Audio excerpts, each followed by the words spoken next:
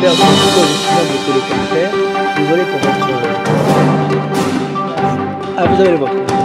Bon, c'est extrêmement valorisant. Mon mari, encore merci d'avoir répondu à l'invitation de Jeanne-Marie parce que c'est pas évident de renouveler une expérience comme celle-là. L'année dernière, il y avait l'opéra était plein. On a même refusé, je crois, des places. Donc cette année, on les mettra les uns sur les autres parce que l'an dernier c'était Vivaldi, cette année c'est Bach. Donc nous serons fidèles à ce rendez-vous. Moi je suis là à double titre, d'abord en tant que rotarien, et vous savez qu'en tant que rotarien, j'appartiens au club Guillain. Je suis motivé sur une cause aussi noble que celle-là, mais également en tant que directeur de l'Institut du cancer de Montpellier. Je suis directement concerné au travers des enfants que nous traitons sur la plateforme de l'ICM en radiothérapie. Henri Pujol l'a dit, ce sont surtout des enfants qui sont traités en radiothérapie chez nous, puisque la prise en charge chimiothérapique et chirurgicale, quand c'est nécessaire, est effectuée sur le CHU de Montpellier. C'est donc l'exemple même d'un partenariat efficace entre l'ICM et le CHU de Montpellier. Alors vous savez, traiter des enfants, à peu près 25 à 30 enfants sont traités chez nous chaque année.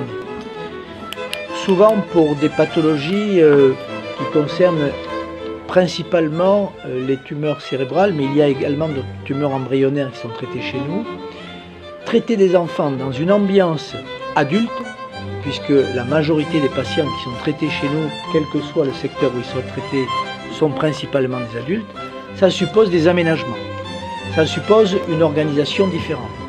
Et même s'il n'y a que 25 enfants, quand un enfant est pris en charge en radiothérapie grâce aux appareils très spécifiques que nous avons pour des radiothérapies ciblées, puisque ce sont des traitements très particuliers que l'on fait chez ces enfants, avec des appareils de très haute technicité, eh bien cela suppose que le circuit patient, vous savez qu'aujourd'hui le circuit patient est mis en avant de l'organisation d'un établissement, suppose une organisation particulière. Et d'ailleurs, dans cet esprit, vous savez que nous sous-tendons l'idée de développer sur Montpellier un centre de protonthérapie.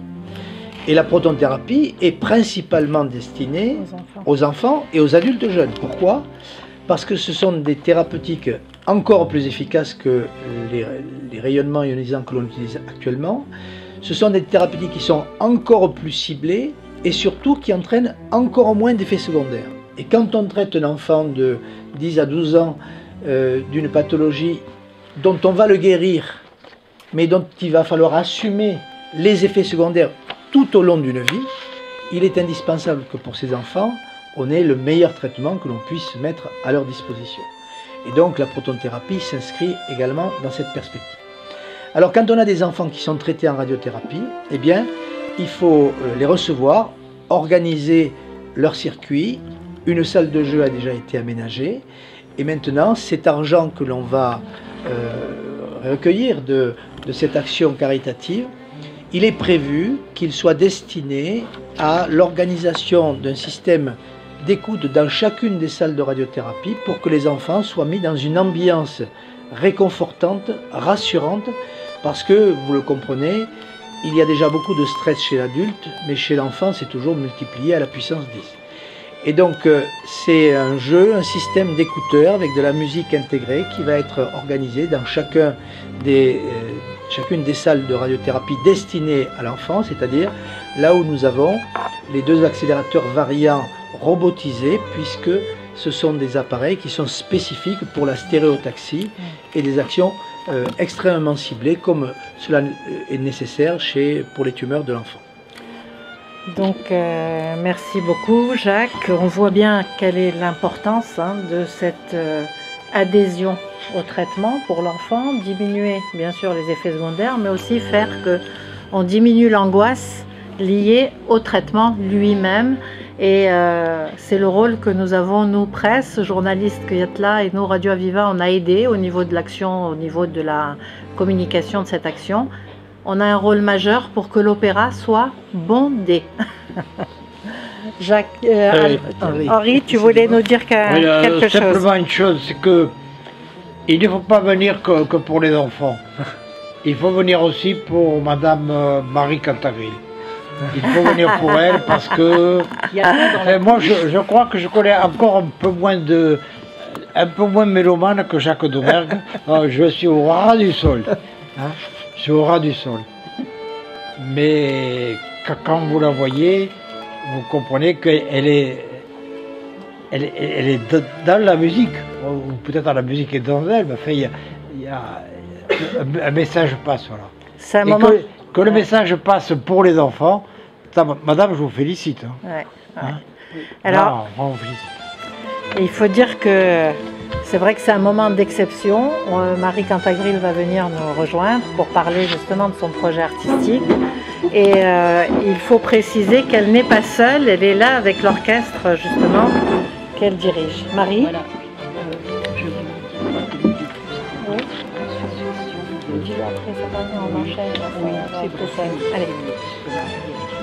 Alors je voulais simplement dire, Marie, que nous avions réservé ta venue parce qu'en quelque sorte tu es notre arme secrète et notre guide.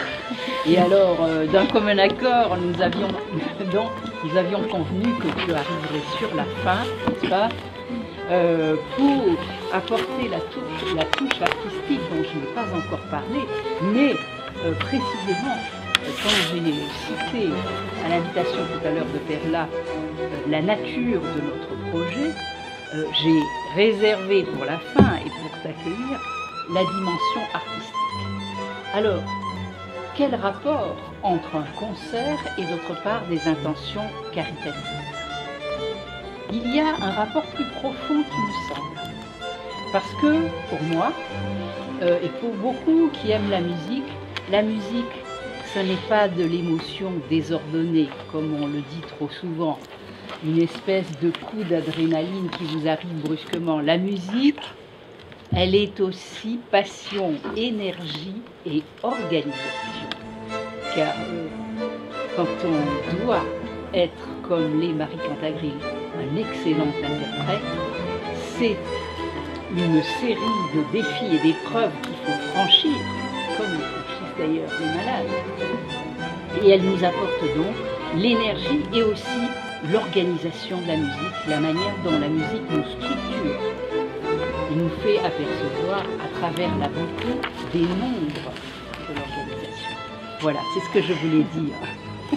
Voici donc un moment d'exception et de charme. Voilà, un moment de violon, un moment de charme, un bonheur. Hein. Donc je vous passe la parole. Essayez de vraiment nous expliquer votre projet et le bon moment, nous faire sentir le bon moment qu'on va passer au niveau de ce grand concert. Oui, bonjour. Jeanne-Marie a tout à fait raison quand elle parle de la... Il marche ou pas? Non, il marche pas, laissez pas taper. Si, ça marche, ça marche. Il faut que je mette très près peut-être. Oui, c'est ça. Oui, je crois que dans tout ce qui concerne la vie, en général, enfin, je pense qu'il y a des relations. Moi, ce que je ressens profondément, c'est vrai que la famille de mon père a été décimée par le cancer. Moi-même, j'ai eu des graves problèmes dans ma vie. Et je crois que le partage, le don de soi et le dépassement, c'est ça en fait que le message que j'aimerais apporter dans ce concert, c'est vraiment le dépassement de soi, parce que c'est vrai que pour arriver à un niveau d'instrumentiste, voilà, un niveau de virtuose, ben, c'est très difficile, comme tout ce qui demande vraiment une activité pointue. Donc c'est un travail acharné depuis des années, c'est un dépassement, beaucoup de sacrifices. Et surtout le partage, c'est-à-dire offrir cette vie d'effort, cette vie de travail, de passion bien évidemment, mais ça sans passion je pense qu'on ne peut rien faire dans la vie de fort, et l'offrir à la maladie, c'est-à-dire offrir aux gens qui sont malades, offrir en disant voilà, vous n'êtes pas seul, on est là et on se bat pour vous et on met, nous les musiciens, tout notre art, notre travail au service vraiment de ce que vous vivez, quoi. Parce que je sais que quand on est malade, on se sent vite, même malgré les efforts, on se sent vite délaissé, on se sent vite hors course. Et de savoir que les gens ne vous abandonnent pas, que les gens se battent pour vous, je pense que c'est aussi porteur, si ce n'est plus que, évidemment, le matériel qui est absolument indispensable. Voilà, donc ce concert, je pense, va être un grand moment, j'espère, en tout cas comme l'année dernière. Donc je viens accompagnée de l'Orchestre de Chambre d'Ariège, dont je suis directrice depuis 4-5 ans. Il y a 20 musiciens dans cet orchestre. Pardon. Il y a 20 musiciens dans cet orchestre et nous avons choisi un programme un peu pour tous les goûts, c'est-à-dire tout public. Oui, je te regarde.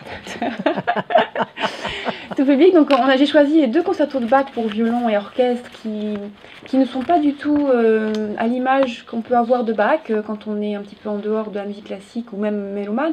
C'est-à-dire que Bach a souvent une image un peu austère, un peu, ce qui est vrai, un peu mystique.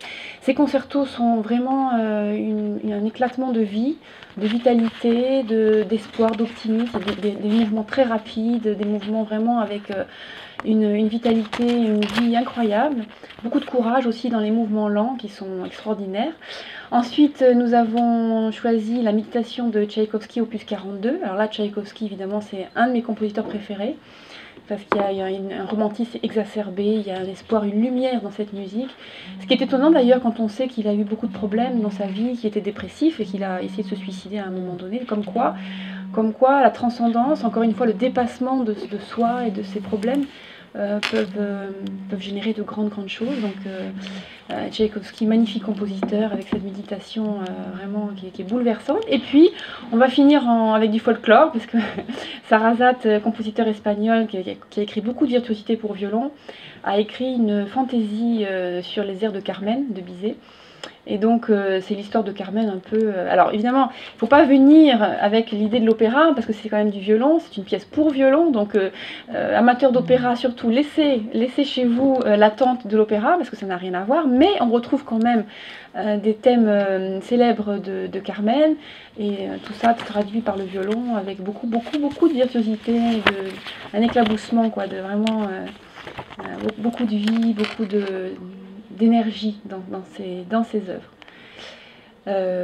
Voilà, je crois que merci, qu'on ça pourra nous se fait retrouver encore comme l'année dernière, très nombreux, le 10 février à l'Opéra Comédie.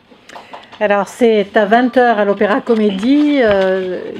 Toutes les informations techniques sont sur le flyer pour les journalistes qui souhaitent donner le prix des places qui est à 20 €. Également, la billetterie de l'opéra est active pour réserver. Il est important de réserver à l'avance, bien sûr. On a vu que le programme est très attrayant et j'espère que nous retrouverons du monde. En tous les cas, je vous remercie à tous pour votre participation et je remercie les journalistes pour le relais qui feront de cette information. À très bientôt. Merci.